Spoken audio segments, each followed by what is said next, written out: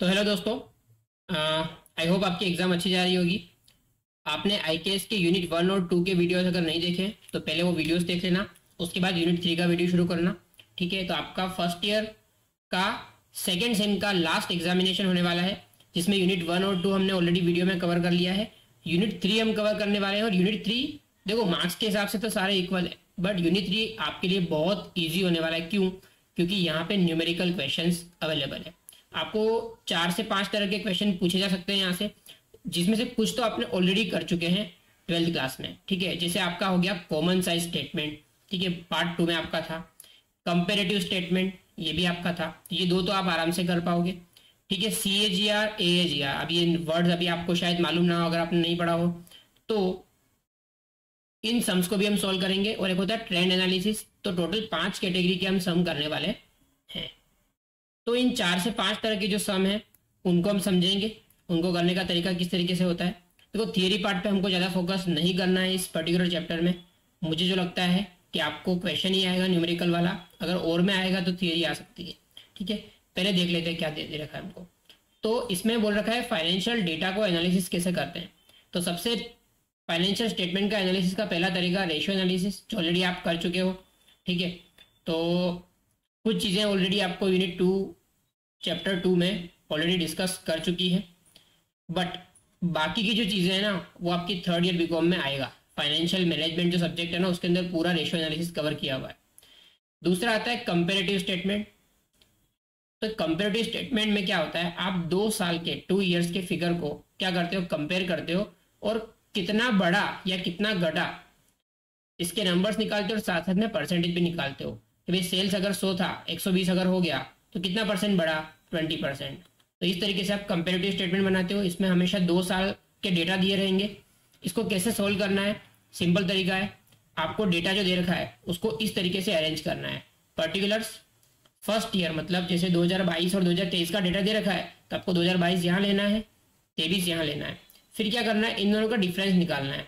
Absolute increase और decrease है ना, इंक्रीज और डिक्रीज करना है। 3 में से 2 को माइनस कर दो, आपका एब्सोल्यूट डिक्रीज आ गया, इंक्रीज आ गया। और उस इंक्रीज को परसेंटेज के टर्म्स में निकालना है। ये कैसे निकालते हैं कि भाई आपका जो भी डिफरेंस आया, फॉर एग्जांपल यहाँ पे हमारा सेल्स था 100, यहाँ पे था 120, तो आपका डिफरेंस कितना है 20। अब 20 जो है वो कितने पे बढ़ा, 100 पे। हमने हमेशा जो फर्स्ट ईयर होता है उसको आपको डिनोमिनेटर में लेना है, मल्टीप्लाइड बाय 100, तो कितना आ गया 20%। तो इस तरीके से आपको कंपेरेटिव स्टेटमेंट बनाना है। ये आप ज़्यादातर आपको इनकम स्टेटमेंट के सवाल पूछे जाते हैं। दूसरा आता है कॉमन साइज स्टेटमेंट। तो भाई ये कॉमन साइज स्टेटमेंट क्या है, ये भी एकदम इजी चीज़ है जो आपने ऑलरेडी किया हुआ है। आप क्या करते हो, डेटा को इस तरीके से अरेंज करते हो। पर्टिकुलर्स ईयर 1 ईयर 2, ईयर 1 मतलब आपका 2022 हो गया, ये हो गया 2023। अब ये तो आपको दिया रहेगा। अब आपको क्या करना है, आपको पहले साल के परसेंटेज निकालने हैं। अगर आपको इनकम स्टेटमेंट दे रखा है, इनकम स्टेटमेंट, तो आपको क्या करना है, बेसिकली आपको पूरे साल को 100 के प्रोपोर्शन में कन्वर्ट करना है। तो आपको जो आपका रेवेन्यू फ्रॉम ऑपरेशन है ना उसको 100 मान लेना है और बाकी सारे परसेंटेज उसके हिसाब से कैलकुलेट करने हैं। सेम वे दूसरे साल के लिए भी उस तरीके से आप करोगे। और अब बैलेंस शीट दे रखा है तो बैलेंस शीट में आपको क्या करना है, जो भी आपका टोटल है, टोटल को 100 के प्रोपोर्शन में ले लेना है और बाकी सारी चीज़ें उस हिसाब से आपको डिवाइड करनी है। तो कंपेरेटिव और कॉमन साइज, ठीक है, बाकी की चीज़ों को आगे देखने से पहले हम कंपेरेटिव और कॉमन साइज के कुछ एग्जांपल्स देख लेते हैं। ठीक है, हमें दे रखा है convert the following statement of P&L into comparative statement of profit and loss of BCR company limited. ठीक है, हमें दे रखा है रेवेन्यू फ्रॉम ऑपरेशन 2023-24 और 24-25 का डाटा दे रखा है। ठीक है, other income expenses, income tax का रेट दे रखा है। तो देखो, आपको यहाँ पर डेटा तो दे रखा है बट वो एक पर्टिकुलर फॉर्मेट में नहीं दे रखा है। तो सबसे पहले क्या करेंगे, हम इनकम स्टेटमेंट का फॉर्मेट हूबहू बना देंगे। बट याद क्या रखना है, हमको पहले पहला साल लेना है और नेक्स्ट दूसरा जो लेटेस्ट ईयर है वो लेना है। तो हम क्या करते हैं, फॉर्मेट बना देते हैं। आपका सबसे पहले यहाँ पे होता है रेवेन्यू फ्रॉम ऑपरेशन। ठीक है, यहाँ पे आपको लेना है 2023-24 का डेटा, यहाँ पे लेंगे हम 24-25 का डेटा। ठीक है, दूसरा जो आता है वो होता है अदर इनकम। ठीक है, यहाँ पे लेंगे। फिर इन दोनों का टोटल जो करते हैं उसको बोलते हैं टोटल रेवेन्यू। क्या कहते हैं, टोटल रेवेन्यू। और इसमें से हम माइनस करते हैं एक्सपेंसेस, है ना। फोर्थ आपका क्या होगा, एक्सपेंसेस। अगर जैसे ही आप टोटल रेवेन्यू में से एक्सपेंस को माइनस कर दोगे तो आपका मिलता है, ठीक है, इसको थोड़ा सा मैं दूर कर देता हूँ ताकि लिखने में आसानी हो। यहाँ पे मैं ले रहा हूँ 23-24 और 24-25 का डेटा। आपको क्या करना है,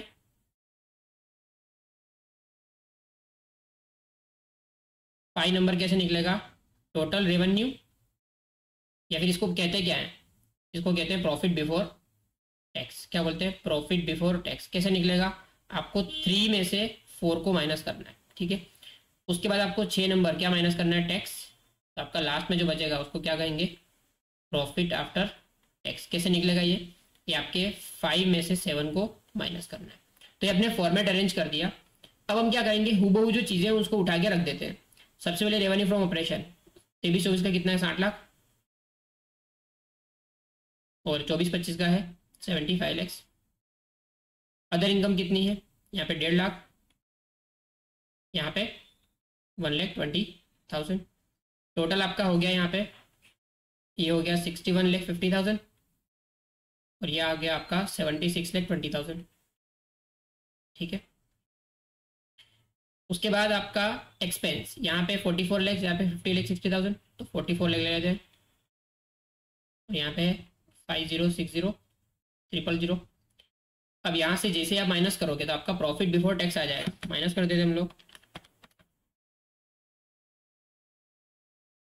तो यह है आपका 17,50,000, और यहाँ आया आपका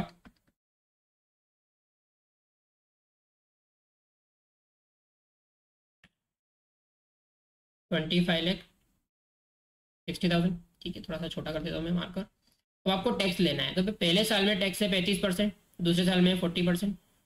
तो हम पहले दूसरे साल का कैलकुलेट कर लेते हैं, 40%। यहाँ आएगा आपका 10,24,000, और माइनस करके जो फिगर आ रहा है वो लिख देते हैं यहाँ पे एक बार, 15,36,000। सेम वे यहाँ पे भी निकालेंगे, पर यहाँ पे कितना होगा, 35%। यह है आपका 6,12,500, माइनस करेंगे तो है आपका 11,37,500। तो कोई यहाँ तक तो आपने सिर्फ डेटा अरेंज किया। अब आपको क्या करना है, अब आपको पहले इनका डिफरेंस निकालना है। तो यहाँ पे लेंगे हम डिफरेंस, और डिफरेंस के बाद क्या लेंगे, परसेंटेज, ठीक है। सबसे पहले 75 लाख माइनस 60 लाख, कितना आया डिफरेंस आपका, 15 लाख। 1,20,000 माइनस 1,50,000, क्या आया डिफरेंस आपका, 1,50,000, माइनस में आया, ठीक है। फिर 61,50,000 में से हम 76,20,000 माइनस 61,50,000, आपका आया 14,70,000, ठीक है। फिर आप खर्चे माइनस करोगे, 50,60,000 माइनस 6,60,000 माइनस करेंगे, 25,60,000 माइनस 17,50,000, यह आपका 8,10,000। टैक्स का डिफरेंस 10,24,000 माइनस 6,12,500, 4,11,500, और लास्ट आपका है 15,36,000 माइनस 11,37,000। आपका डिफरेंस आया लास्ट में 3,98,500, ठीक है।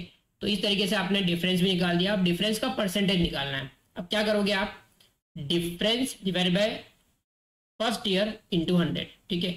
तो 15 lakh divide by 60 lakh into 100, कितना, 25%। वापिस डिफरेंस कितना है आपका, यहाँ पे डिफरेंस आपका आएगा 30,000, तो 30,000 डिवाइड बाय 1,50,000 इंटू 100, कितना है आपका 20%, बट ये नेगेटिव आया है। फिर अगेन 14,70,000 डिवाइडेड बाय 61,50,000 इंटू 100, कितना है 23.90%, ठीक है। ये हमारा 20% है। फिर 6,60,000 डिवाइड बाय 44 लाख इंटू 100, कितना आया 15%। Again 8,10,000 divide by 17,50,000 into 100, 46.28%। Tax का निकालेंगे,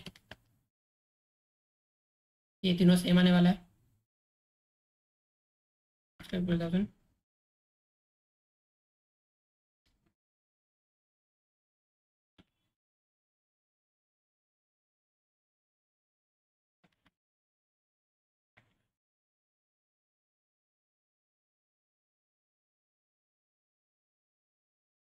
एक बार ये चेक कर लेते हैं। 8,10,000 डिवाइड बाय 17,50,200 आपका है 46.28।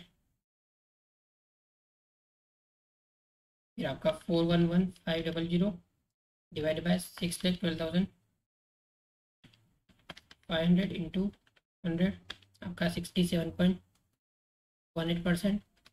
और 3,98,500 डिवाइडेड बाय 11,37,500 इंटू 100 आपका है 35%। तो इस तरीके से आपका क्या बना है, कंपेरेटिव स्टेटमेंट। ठीक है, आपको first year, latest year, difference, percentage, easy.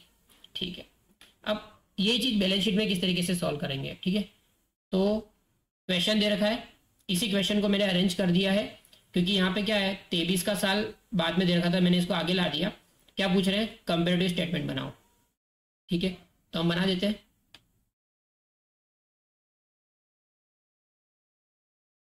Simply क्या करना है आपको, यहाँ पे लेना है डिफरेंस और यहाँ पे निकालना है परसेंटेज। ठीक है, 20 लाख माइनस 15 लाख कितना है, 5 लाख। 3 लाख माइनस 4 लाख 1 लाख, और कैसा माइनस का। 9 लाख माइनस 6 लाख 3 लाख। 3 लाख माइनस 2 लाख कितना, 1 लाख। और ये टोटल है 35 लाख माइनस 27 लाख करेंगे कितना आएगा, 8 lakh. 20 lakh minus 15 lakh 5 lakh. 9 lakh minus 6 lakh 3 lakh. 3 lakh minus 4 lakh minus का 1 लाख। 3 lakh minus 2 lakh 1 lakh positive. और नेट नेट वही 8 लाख का डिफरेंस आएगा। अब क्या करना है आपको, परसेंटेज निकालना है। तो परसेंटेज निकालने के लिए क्या करना है, 5 lakh divide by 15 lakh into 100 33.33% आएगा। 1 lakh divide by 4 lakh into 100 25%, but कैसा negative. 3 lakh divide by 6 lakh into 100 50% आ रहा है, एकदम simple. 1 lakh divide by 2 lakh into 100 कितना 50% again. 8 lakh divide by 27 lakh, ये थोड़ा गिनना पड़ेगा, 29.62%।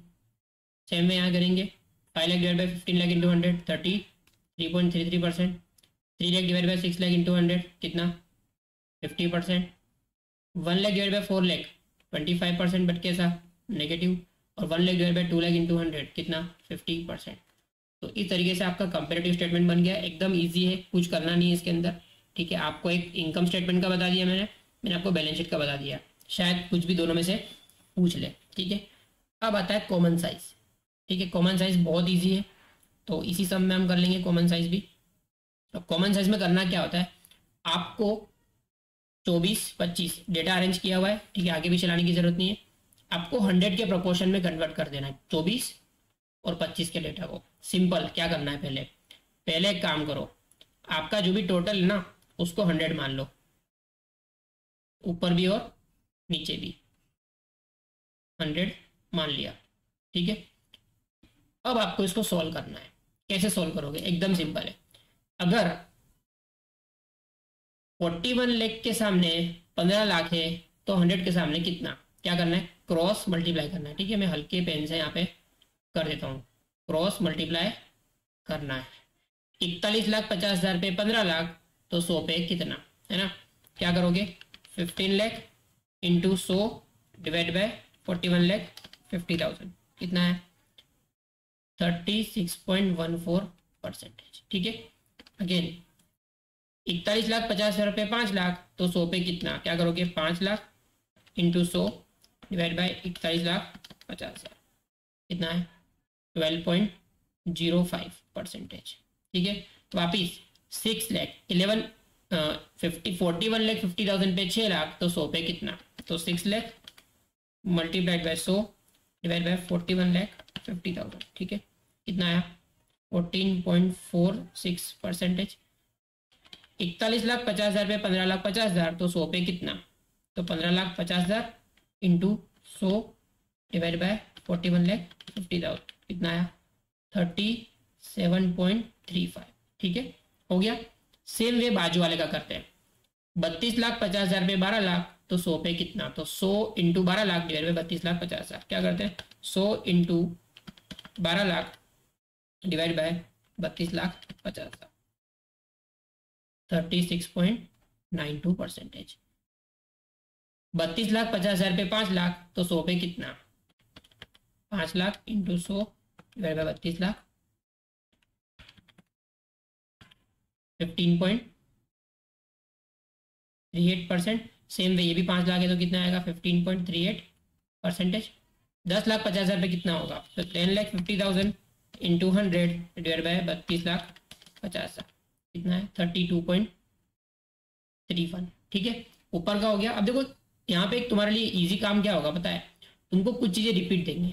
ठीक है, जैसे आपको 15,00,000 पे दिया है 36.14, तो 1,50,000 पे कितना आएगा? सिंपल है, एक जीरो कम कर देना, कितना आएगा? 3.614। 5,00,000 पे 12.05, तो 10,00,000 पे कितना होगा? ऑब्वियस है 24.10, है ना। अब 14,00,000 और 16,00,000 का तो गिनना पड़ेगा। तो 14,00,000 इंटू 100 डिवाइड बाय अगेन 41,50,000 कितना है? 33.73। 16,00,000 इंटू 100 डिवाइड बाय 41,50,000, 38.55। ठीक है, बाजू वाले का करते हैं। देखो हमें यहाँ पे 5,00,000 का दिया था 15.38, तो ऑब्वियस है 10,00,000 का कितना होगा? डबल। तो 15.38 इंटू 2 कर देते हैं हम, तो 10,00,000 ये दे रखा है, कितना आएगा इसका? 30.76। देखो 10,00,000 का अगर 30.76 है तो उसको 4 से डिवाइड कर देंगे तो 2.5 लाख का आ जाएगा ना, डिवाइड बाय 4, है ना। थोड़ा सा आपको दिमाग लगाना पड़ेगा। उसके बाद 12,00,000, 12,00,000 का ऑलरेडी गिना हुआ है, कितना? 36.92। ठीक है, फिर 8,00,000 का गिन देते हैं। 8,00,000 इंटू 100 डिवाइड बाय 32,50,000 कितना है? 24.62। तो इस तरीके से आप कॉमन साइज स्टेटमेंट भी कैलकुलेट कर सकते हो, बहुत इजी है। सिर्फ कैच क्या याद रखना है? कॉमन साइज में 100 के प्रोपोर्शन में कैलकुलेट करना है। ठीक है, यही अगर हमारा इनकम स्टेटमेंट होता है ना, हमको दे रखा है यहाँ पे कॉमन साइज बनाना इनकम स्टेटमेंट के लिए, वो बना देते हैं हम लोग। ठीक है, तो ये आपको समझ में आ गया होगा, 100 के प्रोपोर्शन में करना है। अब इनकम स्टेटमेंट को कॉमन साइज कैसे बनाते हैं, ये भी बहुत ईजी है। ठीक है, थोड़ी सी मेहनत करनी पड़ेगी हमें। पहले एक बार डेटा देख लेते हैं, फिर हम साइड में बना लेंगे सारा। क्या दे रखा है देखो, from the following information prepare common size statement for year ended 31 March 24 and 25। Sales, cost of goods sold ये आपका एक्सपेंस है। ऑपरेटिंग एक्सपेंस ये आपका अदर एक्सपेंस है। नॉन ऑपरेटिंग एक्सपेंस ये भी आपका अदर एक्सपेंस है। डेप्रिसिएशन ये भी आपका एक्सपेंस है। ठीक है, वेजेस ये आपका एम्प्लॉय बेनिफिट एक्सपेंस है। तो देखो यहाँ पे तुमको डेटा जो देंगे ना, डेटा एकदम इस तरीके से देंगे कि थोड़ा सा तुम्हारा नॉलेज भी टेस्ट कर ले कि वो किस तरीके से आपको इनकम स्टेटमेंट बनाना आता है कि नहीं आता है, तो वो आपको बता देंगे। ठीक है, यस। तो हम इसको अरेंज कर देते हैं। पहले हमारा जो फॉर्मेट होता है ना, उस फॉर्मेट को बना देते हैं यहाँ पे। तो फॉर्मेट हमारा किस तरीके से चलता है, आप लेते हो पर्टिकुलर्स। ठीक है, यहाँ पे लेंगे हम 23-24 का डेटा, और यहाँ पे लेंगे हम 24-25 का डेटा। यहाँ पे लेंगे डिफरेंस, और यहाँ पे लेंगे हम परसेंटेज। ठीक है, पर्टिकुलर्स में 1, 2 सबसे पहले आएगा रेवेन्यू फ्रॉम ऑपरेशन, दूसरा आएगा अदर इनकम। ठीक है, दोनों का टोटल करेंगे, इसको कहेंगे टोटल रेवेन्यू। ठीक है, इसमें से माइनस करेंगे एक्सपेंसेस। अब एक्सपेंस में देखो यहाँ पे सबसे पहले कॉस्ट ऑफ गुड्स सोल्ड दे रखा है, वो ले लेंगे हम। ठीक है, फिर ले लेंगे आपका दूसरा कोई खर्चा नहीं दे रखा है आपको, एम्प्लॉय बेनिफिट एक्सपेंस दे रखा है, वेजेस। फिर और कुछ नहीं दे रखा है, सब कुछ अलग अलग दे रखा है, उसको अदर एक्सपेंस में आएगा। ठीक है, अदर एक्सपेंस। फिर टोटल करेंगे इसका, ये 4 नंबर है ना, इसका टोटल करेंगे, तो जो टोटल आएगा ये आपका है 3 - 4, तो करेंगे 3 - 4 क्या आएगा? Profit before tax. कौन सा नंबर? 5। और टैक्स का रेट आपको कहीं पे दे नहीं रखा है ना, हाँ, पर आपको एक बीच में एक आइटम दे रखी थी डेप्रिसिएशन, तो थोड़ा सा मैं इसको अरेंज कर देता हूँ। एम्प्लॉय बेनिफिट के बाद आपको डेप्रिसिएशन दे रखा है और फिर अदर एक्सपेंस दे रखा है, ठीक है। तो फिर यहाँ पे टोटल करेंगे हम। ओके, चलिए तो डेटा लिख लेते हैं। सबसे पहले हमारा सेल्स 18 लाख, वही आपका रेवेन्यू फ्रॉम ऑपरेशन हो गया, ठीक है। बाजू में 25 लाख, ओके सॉरी थोड़ा आगे पीछे हो गया, ये ध्यान रखना आप एग्जाम में। आपको पहले ये वाला डेटा लेना है और फिर ये वाला लेना है, तो हम लाइन से लिख देते हैं। रेवेन्यू फ्रॉम ऑपरेशन 25 लाख, फिर आपको अदर इनकम कुछ भी देनी रखी है, मतलब आपका टोटल कितना हो गया 25 लाख। एक्सपेंस में cost of goods sold 12 lakh. Employ benefit wages कितना है 20,000। डेप्रिसिएशन कितना है 40,000। और बाकी का जो खर्चा है वो अदर ऑपरेटिंग है ना, तो 12 और 15 कितना 1,35,000। टोटल कर देते हैं इसका, सिर्फ खर्चों का टोटल कर रहे हैं, ठीक है। ये हमारा अलग टोटल है, 12 लाख प्लस 40,000 प्लस 20,000 प्लस 1,35,000, आपका आया है 13,95,000। और यहाँ से हम माइनस कर देंगे 25 लाख में से, आपका प्रॉफिट बिफोर टैक्स आया है 11,05,000। आपको टैक्स का रेट नहीं दे रखा, तो आपको सिंपल यहीं तक रुकना है, फिर आगे कैलकुलेट करना नहीं, अजम्पशन लेना नहीं। अब ये वाला डेटा लिख देते हैं 18 लाख। अदर इनकम है ही नहीं कुछ भी, 18 लाख रिपीट हो जाएगा। खर्चे में COGS पहले कितना है 10 लाख। आपका वेजेस कितना है लास्ट वाला 10,000। फिर आपका वेजेस के बाद डेप्रिसिएशन कितना है 20,000। और बाकी का जो खर्चा है इन दोनों का टोटल 80 और 12 92,000। टोटल करते हैं खर्चों का, 10 lakh plus 10,000 plus 20,000 plus 92,000, total is 11,22,000। Minus कर देंगे सेल्स में से, आपका प्रॉफिट बिफोर टैक्स है 6,78,000, ठीक है। तो हमने सम उतार लिया। अब हम हमारा सॉल्यूशन करते हैं। तो यहाँ तक हमने डेटा लिख दिया, अब हमें बनाना है कॉमन साइज। तो कॉमन साइज में आपको क्या करना है, आपको 23, 24, 24, 25। रेवेन्यू फ्रॉम ऑपरेशन को कितना मानना है 100, यहाँ पे 100 ले लिया, यहाँ पे 100 ले लिया, ठीक है। यहाँ पे कुछ नहीं है तो डैश डैश आ जाएगा, ये भी 100 हो जाएगा। पर हमेशा याद क्या रखना है, आपको रेवेन्यू फ्रॉम ऑपरेशन को 100 लेना है, ठीक है। अब सिंपल कैलकुलेशन, जो भी फिगर है वो, अगर 25 लाख पे 12 लाख तो 100 पे कितना है ना, क्या करना है 12 lakh into 100 divide by 25 lakhs, तो आपका यहाँ का फिगर आएगा, ठीक है। करते हैं 12 lakh into 100 divide by 25 lakh कितना है 48%। 20,000 इंटू 100 डिवाइड बाई 25 लाख कितना है 0.8%, इसका 1.6 हो जाएगा, ठीक है। 1,35,000 इंटू 100 डिवाइड बाई 25 लैक्स कितना है 5.4। टोटल करते हैं 13,95,000 divide by multiply by 100 divide by 25 lakh कितना है 55.8। ऑब्वियस है ये कितना आएगा 11,05,000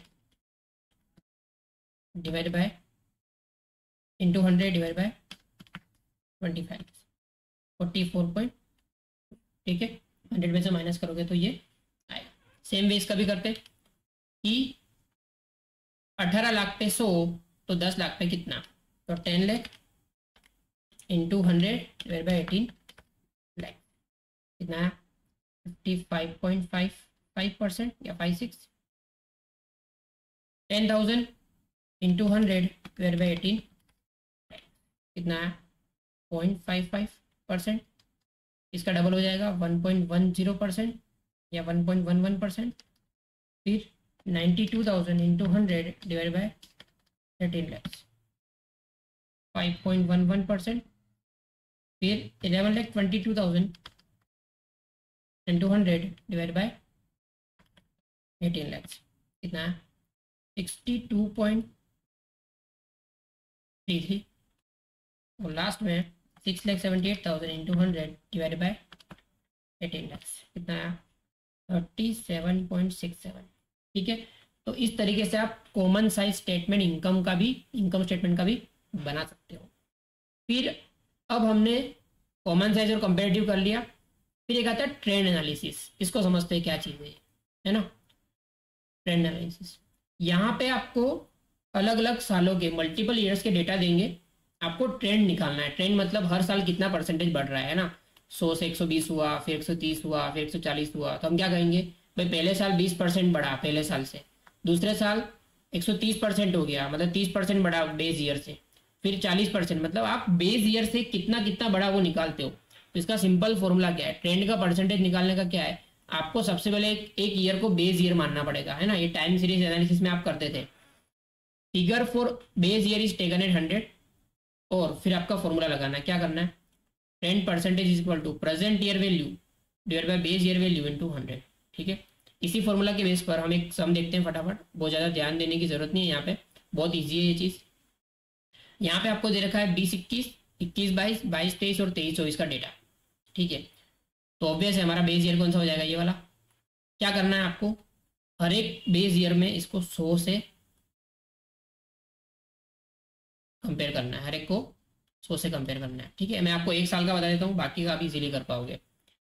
क्या करना है आपको, 21-22 का डेटा कैसे कैलकुलेट करोगे। सबसे पहले इक्विटी, शेयर कैपिटल और जनरल रिजर्व, दो का ही करता हूँ मैं, दो साल का बता देता हूँ, बाकी का आप इजीली कर पाओगे। हमारा बेस ईयर क्या है 20-21, ये कितना है 21-22। 21-22 के फिगर को लेना है, बेस ईयर के फिगर को डिवाइड करना है, मल्टीप्लाइड बाय 100, कितना आ गया 100। 22-23 का बात करते हैं, 1200 ऊपर, डिनोमिनेटर हमेशा क्या रहेगा 1000 इंटू 100, कितना आ गया 120। ठीक है, फिर नेक्स्ट नीचे वाला 800 आपका बेस है, तो डिनोमिनेटर क्या हो जाएगा 800, यहाँ पे भी 800 हो जाएगा। करंट ईयर का फिगर 21-22 के लिए क्या है 1000 इंटू 100, यहाँ पे कितना हो गया 1200, तो 1200 इंटू 100। तो इस तरीके से आप परसेंटेज निकालोगे, 1000 डिवाइड बाई 800 इंटू 100, लगभग 125। यहाँ पे वापस गिनोगे 1200 डिवाइड बाई 800 इंटू 100, कितना आ गया 150। इस तरीके से हर एक साल का कैलकुलेट आपको करना है। एक और बता देता हूँ डिवेंचर्स का। डिवेंचर्स डिनोमिनेटर क्या आएगा हमेशा 400, यहाँ पे भी 400, और आगे के हर साल में भी 400 लेना है। इस साल का कितना है न्यूमरेटर 500, यहाँ पे कितना होगा 500। ठीक है, 120 120। इस तरीके से आपको ट्रेंड निकालना है। ठीक है, कॉलम बनाकर, एकदम इजी चीज़ें हो गई। तो यहाँ पर हमारे 3 टॉपिक खत्म हुए, एक कॉमन साइज, एक कंपेरेटिव और एक ट्रेंड एनालिसिस।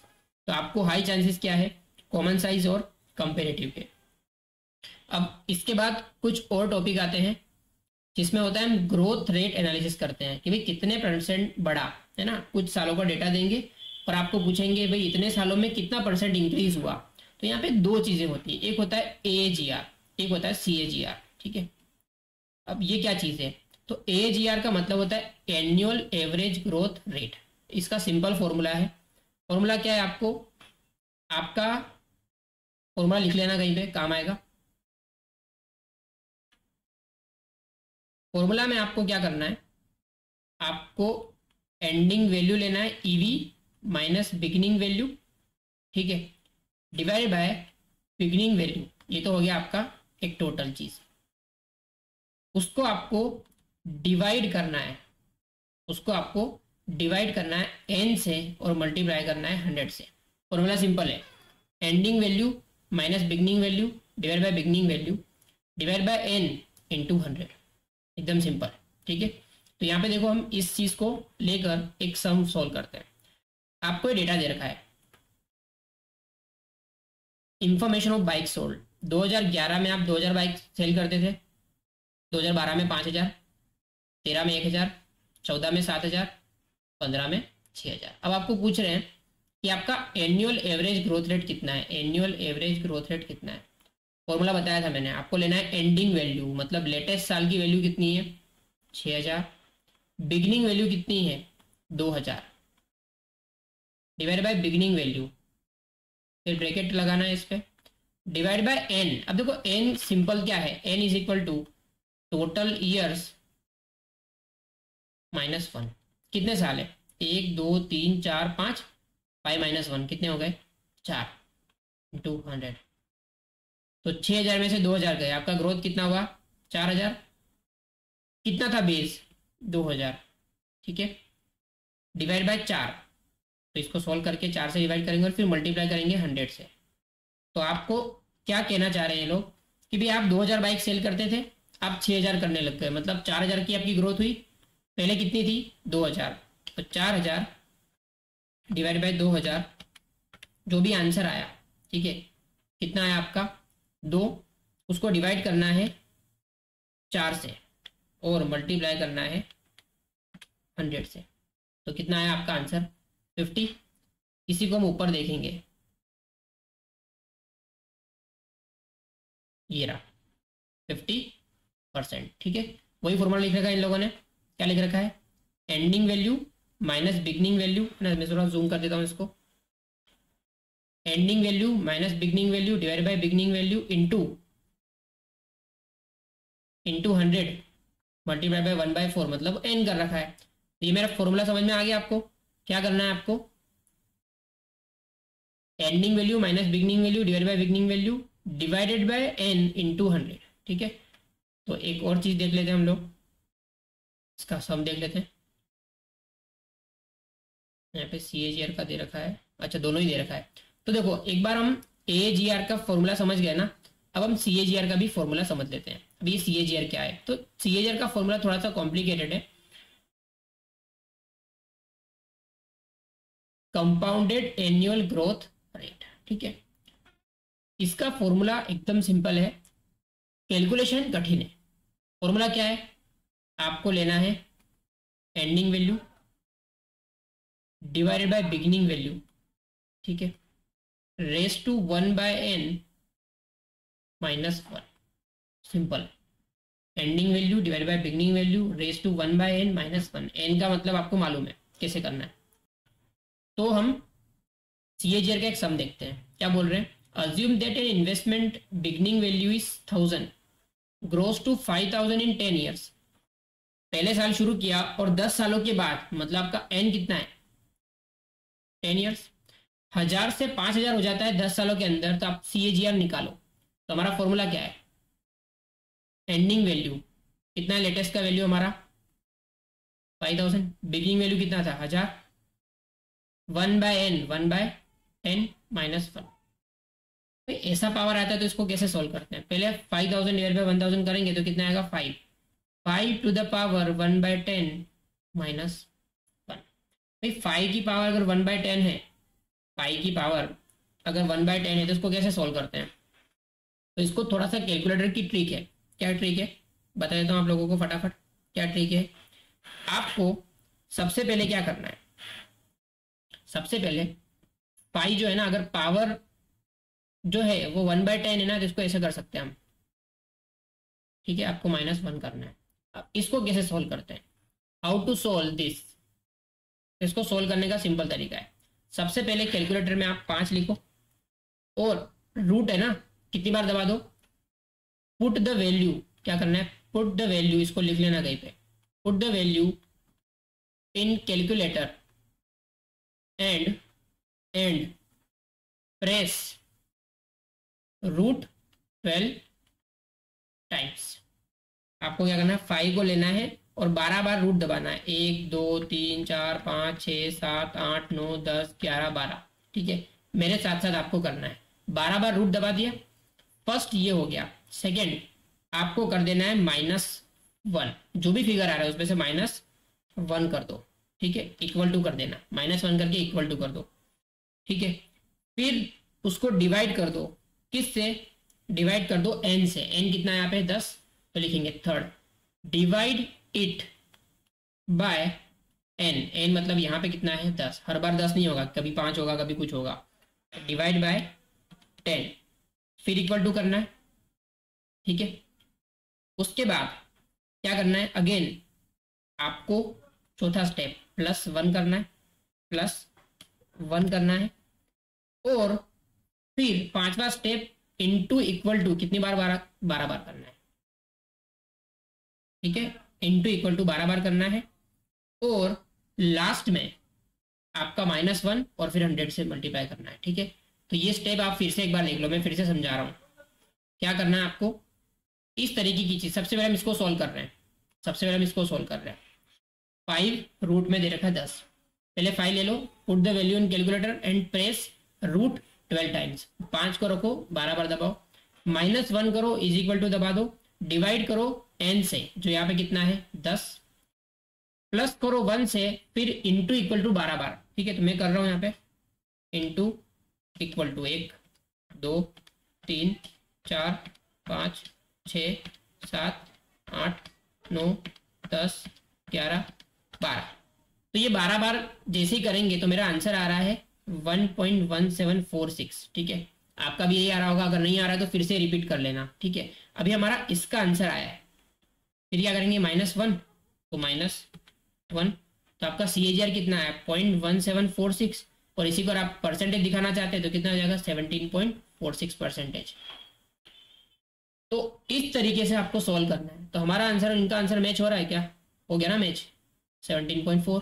ठीक है, तो ये चीज आपको एक बार कर लेना है खुद से। ठीक है, अब क्या करते हैं, हम AGR और CAGR के कुछ सम्स दे रखे हैं, उनको सॉल्व करते हैं एकदम अच्छी तरीके से। ठीक है, पढ़ते हैं सम को। क्या दे रखा है, table given below gives details of revenue of Abacus Limited, calculate average annual growth rate, जो सिंपल है, and compounded annual growth rate in Excel. भाई एक्सेल शीट में करना है, पर हमको तो शॉर्टकट ट्रिक पता है कैसे करना है। सबसे पहले हम करते हैं AGR का कैलकुलेशन। AGR फॉर्मूला क्या है, आपको लेना है ending value minus beginning value divide by beginning value. ठीक है, whole divide by n, whole divide by n। ठीक है, जो भी आएगा उसको आपको मल्टीप्लाई करना है 100 से। क्या करना है, 100 से मल्टीप्लाई करना है। ठीक है, फिर से देख लो, ऊपर मैंने फॉर्मूला लिख रखा है, यही है। ठीक है, चलिए सॉल्व करते हैं इसको। सबसे पहले साल कितने हैं, 1 2 3 4 5 6 7 8, n कितना हो गया 7। ठीक है, एंडिंग वैल्यू बिगिनिंग वैल्यू। ठीक है, एंडिंग वैल्यू कितना है 18141 माइनस बिगनिंग वैल्यू कितना है 51498। ठीक है, डिवाइड बाय बिगनिंग वैल्यू कितना था 51498 डिवाइड बाय 7। ठीक है, मल्टीप्लाई बाय 100। ठीक है, ब्रैकेट का थोड़ा मुझे इतना ज़्यादा आइडिया नहीं है कैसे क्या करना होता, पहले कौन सा लगाते हैं बाद में कौन सा लगाते हैं, सॉल्व करते हैं। 18141 minus 51498 divided by 51498 divide by 7 into 100 minus का 11.483। ये आपका आ गया AGR। क्या आया, AGR। ठीक है, इसी का CAGR कैलकुलेट करना है। CAGR का फॉर्मूला क्या है, ठीक है, हमारे पास एक एंडिंग वैल्यू बिगनिंग वैल्यू है। CAGR का फॉर्मूला अभी हमने किया था, CAGR। देखिए दोनों का आंसर अलग अलग आएगा। CAGR का फॉर्मूला क्या है, आपको लेना है ending value divide by beginning value raise to 1 by n, raise to power 1 by n minus 1, और लास्ट में आपको क्या करना है 100 से मल्टीप्लाई करना होगा आपको। एंडिंग वैल्यू इज 51498, नहीं सॉरी, तो बिगनिंग वैल्यू है। एंडिंग वैल्यू कितना है आपका, ending value is 18141 divide by beginning value 51498 raise to 1 by n कितना है 1 बाय 7 माइनस 1। ठीक है, तो 18141 डिवाइड बाय 51498 कितना है आपका 0.3522। ठीक है, ठीक है, मैं एब्सोल्यूट फिगर ले रहा हूँ, और क्या कर देना है, ये 7 यहाँ आ जाएगा -1। अब जो आया फिगर उसको ही मैं सोल्व कर रहा हूँ। ठीक है, फुल फिगर ले लिया है मैंने। क्या करना है आपको, प्रेस रूट 12 टाइम्स। क्या करेंगे, 1 2 3 4 5 6 7 8 9 10 11 12। ठीक है, पहला चीज हो गया -1। क्या करेंगे -1। ठीक है, equal to divide by n, जो कितना है यहाँ पे 7, इक्वल टू क्या करना है, +1, ठीक है।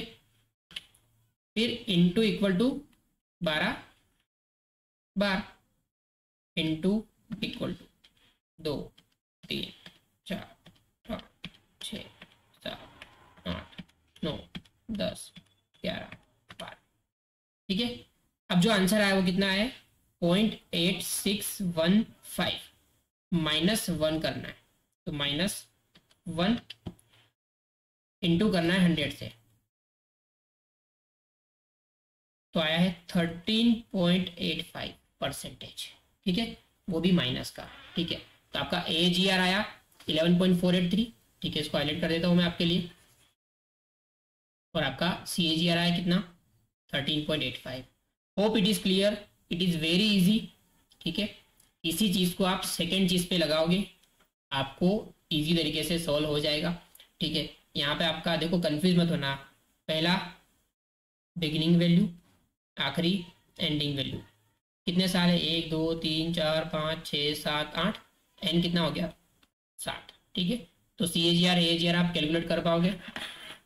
तो यहाँ पे हमारा खत्म होता है यूनिट 3, ठीक है। यूनिट 3 के मैंने सम्स करवाए हैं, थियरी मैंने नहीं करवाई है, थियरी आपको देख लेना है। अब फटाफट 10 मिनट के अंदर हम यूनिट 4 देख लेते हैं, कुछ है नहीं उसके अंदर, ठीक है। हाँ, थोड़ी बहुत चीज़ें आपको खुद को करनी पड़ेगी। यूनिट 3 आपका अच्छी तरीके से हो जाएगा, यूनिट 2 भी आपका अच्छी तरीके से हो जाएगा। 1 थियरी है, मैंने आपको 2 क्वेश्चन ऑलरेडी बता दिए, वहाँ पे 2 या 3 क्वेश्चन, वो आपको अच्छी तरीके से करना है। यूनिट 2 में मैंने आपको क्वेश्चन ही बता दिए किस तरीके से करना है। यूनिट 3 में भी आपको मैंने क्वेश्चन बता दिए हैं। अब हम करते हैं यूनिट 4 की तैयारी, ठीक है।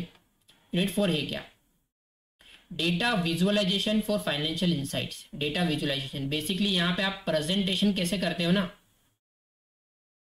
उसके बारे में सब कुछ बता रखा है, ठीक है। तो यहाँ पे डेटा विजुअलाइजेशन की इंपॉर्टेंस क्या है वो बोल रहे हैं। Data visualisation can not be overstated, hence key reasons why it is essential, क्या है, एक तरह से बोल रहे हैं इंपॉर्टेंस क्या है।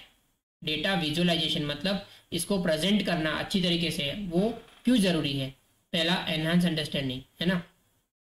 Visual representation of data help people to comprehend an information more easily compare to raw data और टेक्सचुअल और reports, whether it sales figures, marketing trends, demographic data, visual provide clearly in context. तो ये visualisation होता क्या है, तो visualisation का मतलब सिंपल क्या होता है पता है, किसी भी चीज को नंबर्स में ना बताकर चार्ट्स, ग्राफ, है ना, पाई चार्ट होता है, फिर वो सब बार वाली जो डायग्राम होती है उन तरीके से बताना, है ना, बबल चार्ट होते हैं, बहुत सारी चीज़ें होती हैं, मैं आपको बताऊंगा किस तरीके के होते हैं अभी।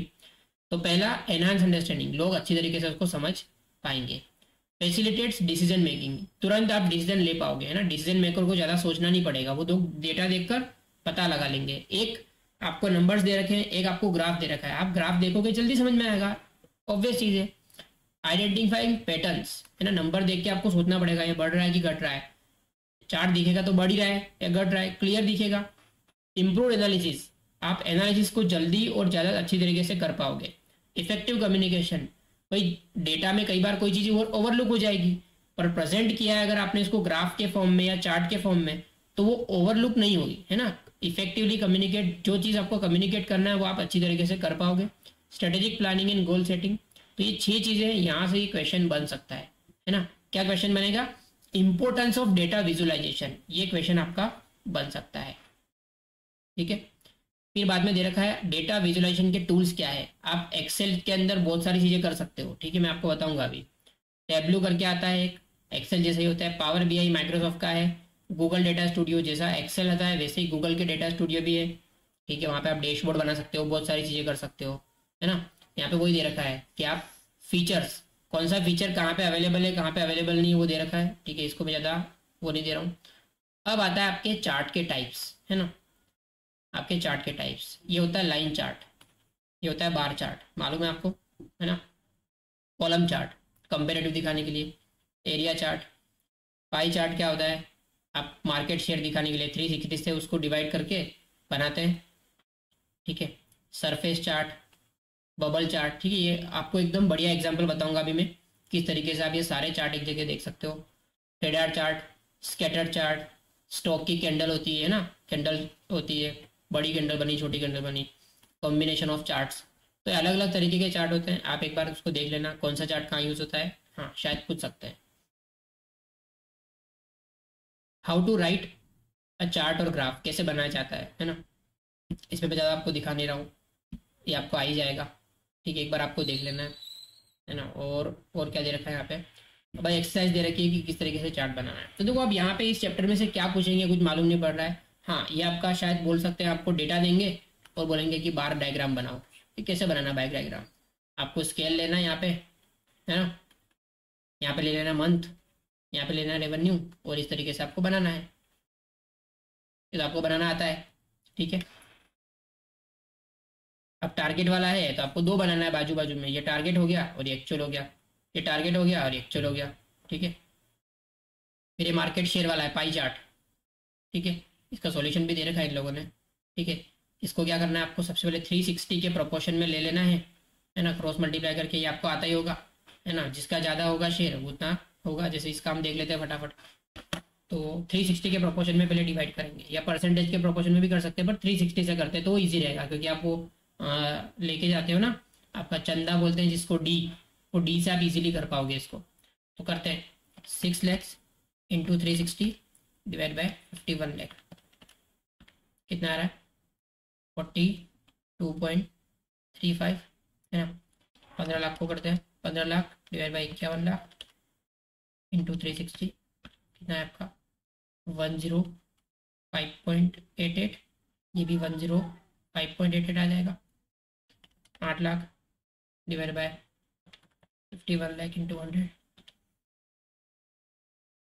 15 पॉइंट, ठीक है सॉरी मल्टी मिस्टेक हो गया, 8 lakh into 360 divide by 51 lakh, कितना 56.47, और ये 7 लाख का भी कर लेते हैं।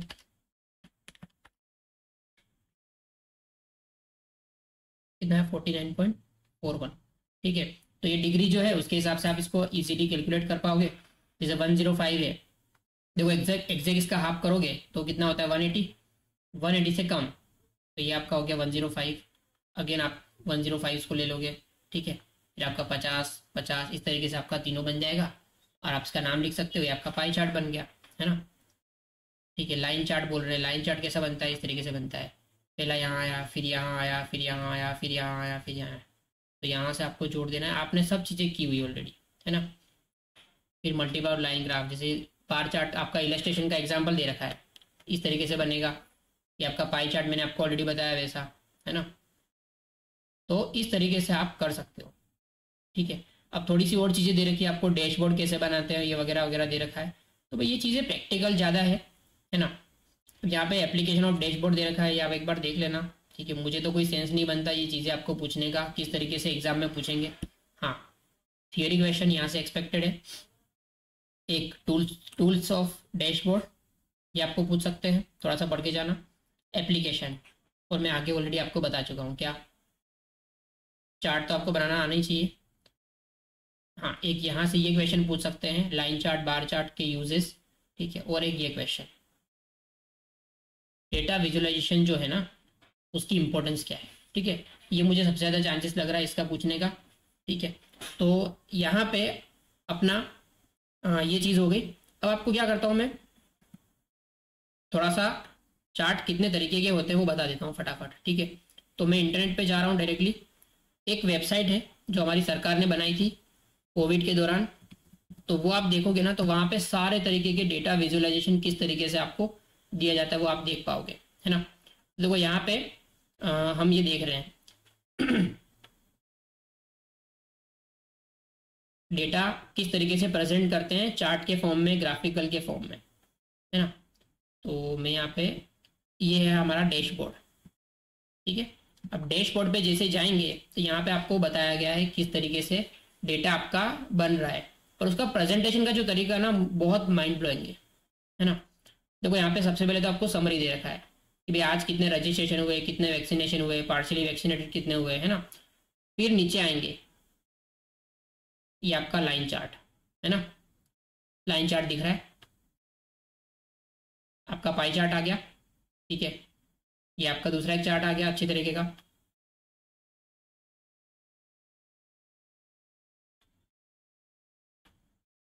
ये आपका बबल चार्ट, ठीक है। एक और लाइन डायग्राम आ गया, ठीक है। ये आपका बार डायग्राम आ गया।